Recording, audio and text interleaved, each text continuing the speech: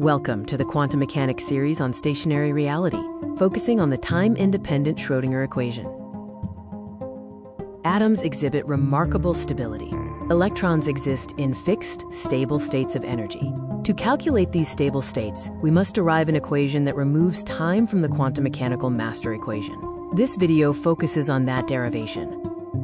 Part 1 focuses on the derivation itself, the step-by-step assembly of the time-independent Schrödinger equation, or TISE. Step 1 is the assumption. We begin with the separation of variables. We assume the total wave function, big psi, can be written as a product of two independent parts, lowercase psi, dependent only on position, and phi, dependent only on time. Step 2 is substituting our product form into the time-dependent Schrödinger equation, the parent equation. We are looking for specific configurations that allow a system to be stationary.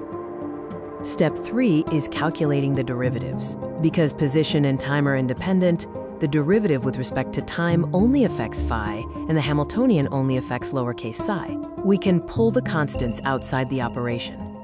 Step 4 is separating dimensions. By dividing both sides by the product lowercase si times phi, we isolate the left side to only change with time and the right side to only change with position. Step 5 addresses the logical paradox. If a function of time always equals a function of space, neither side can actually change. To be true for all values, both sides must equal a single universal constant. Step 6 is the energy bridge. We set the separation constant to the symbol E, representing the total energy of the system, which remains constant in a stationary state. Step 7 gives the final equation. Rearranging the spatial part yields the time-independent Schrödinger equation. This core result is an eigenvalue equation, showing the energy operator acts on a stationary state and returns the state multiplied by the energy eigenvalue E. The TISE in detail shows the substitution of the Hamiltonian operator with the kinetic and potential terms. The kinetic energy term involves the second derivative, and V is the potential energy. Together, they sum to the total energy E. Part 2 explores the time factor, solving the hidden evolution of the stationary state. The temporal solution comes from the time part of our separation, yielding a differential equation. This equation describes how the wave rotates over time, proportional to the total energy E divided by h bar.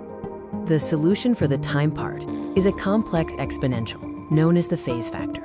It represents a vector rotating in the complex plane, changing only the wave's angle, not its amplitude. This explains why stationary states appear frozen. Part 3 focuses on stationarity, why time seems to stand still in these states. Physical probability is determined by the absolute square of the wave function. When we square a complex exponential with an imaginary power, the result is always 1, canceling out the time factor from the physical observation. This means the probability density P only depends on position x, not time t. The odds of finding the particle at any specific spot never change, which is the definition of a stationary state. Part 4 discusses quantization, explaining why energy comes in discrete steps. Quantization results from confining a wave. Just as a guitar string requires specific wiggles to fit its boundaries, a confined quantum wave must fit perfectly. The TISE only allows specific energy values E for the wave function to go to 0 at the potential walls. The Jitter principle states that every system solved by the TISE has a ground state energy greater than 0, known as zero-point energy.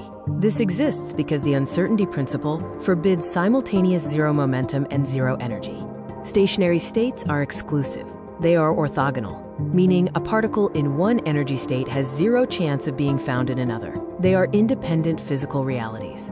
Stationary states are also complete. Any moving wave packet can be constructed by combining these stable building blocks, each beating at its own internal frequency.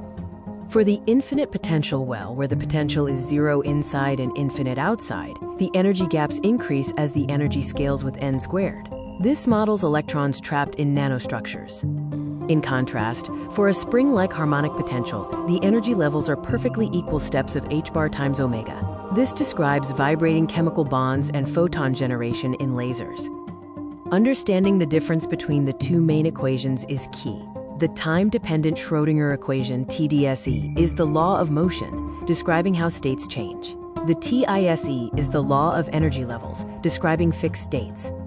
To recap the derivation, Assume the wave function is a space-time product, substitute it into the parent equation, separate the dimensions to find the constant energy E, and solve the spatial part for the energy levels.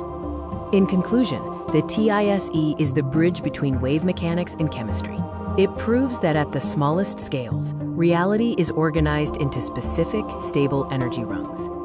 As Nikola Tesla said, if you want to find the secrets of the universe, think in terms of energy, frequency, and vibration. You now hold the mathematical key to stationary reality.